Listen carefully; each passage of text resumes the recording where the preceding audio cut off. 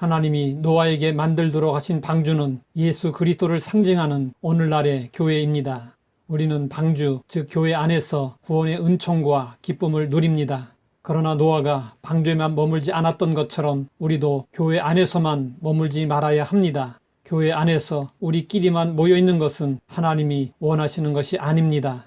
베드로는 변화산에서 신비로운 모습으로 변형되신 예수님이 모세와 엘리야와 더불어 말씀하시는 것을 보고 황홀하여 말했습니다.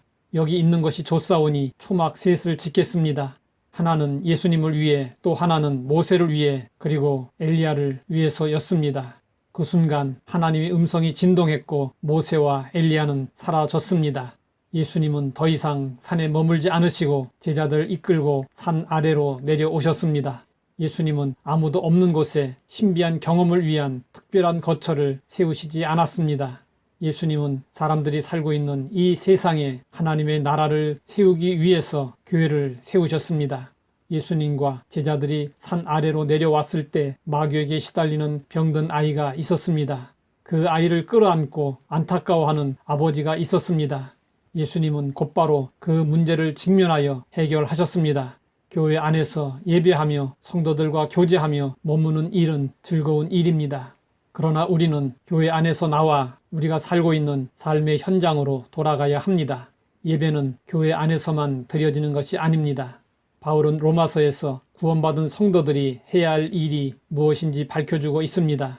로마서 1장부터 11장까지는 하나님의 은혜로 구원받았음을 역설하고 있습니다. 그리고 로마서 12장부터 16장까지는 구원받은 성도들의 삶을 구체적으로 다루고 있습니다. 그 첫 번째 언급이 바로 예배입니다. 그러므로 형제들아, 내가 하나님의 모든 자비하심으로 너희를 권하노니 너희 몸을 하나님이 기뻐하시는 거룩한 산 제물로 드리라. 이는 너희가 드릴 영적 예배니라. 우리의 삶이 예배가 되어야 한다는 것입니다. 구원받은 성도들에게 가장 중요한 것은 온 몸으로 삶으로 하나님께 예배 드리는 것입니다. 예배는 하나님께서 받으실 때 의미가 있습니다. 방주에서 나온 노아는 제사를 드릴 때 정결한 짐승과 정결한 새 중에서 제물을 취했습니다. 하나님은 그 번제의 향기를 받으셨습니다. 이것은 하나님께서 기쁘게 받으셨다는 것입니다. 여기서 우리는 자신에게 질문하게 됩니다.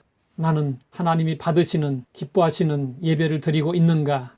노아의 제사는 구원받은 성도들에게 가장 소중한 일이 무엇인지 알려주고 있습니다. 하나님이 우리를 구원하신 이유는 예배드리는 삶을 살도록 하기 위함입니다. 우리 그리스도인들은 예배가 삶의 가장 중요한 목적이어야 합니다. 아쉽게도 요즘은 성도들에게 예배가 우선되지 않는 경향이 있습니다. 아무리 이런저런 일들로 인해 바쁘더라도 예배를 등한히 하면 안 됩니다. 하나님에게 예배보다 더 귀한 일은 없습니다. 홍수가 쓸어간 땅에 다시 발을 디딘 노아처럼 우리는 온갖 문제가 있는 이 세상에 발을 딛고 살면서 세상을 아름답게 만들어야 합니다. 가끔 기도를 위해 삶의 현장을 잠시나마 벗어나야 할 때도 있습니다. 그러나 기도가 끝나면 우리는 다시 우리 삶의 현장으로 돌아가야 합니다. 고통과 아픔과 눈물이 있는 이 세상으로 돌아가 다시 그 땅을 일궈야 합니다. 하나님은 우리가 살아야 할 이 세상에 대해서 말씀하셨습니다. 땅이 있을 동안에는 심음과 거둠과 추위와 더위와 여름과 겨울과 낮과 밤이 쉬지 아니하리라.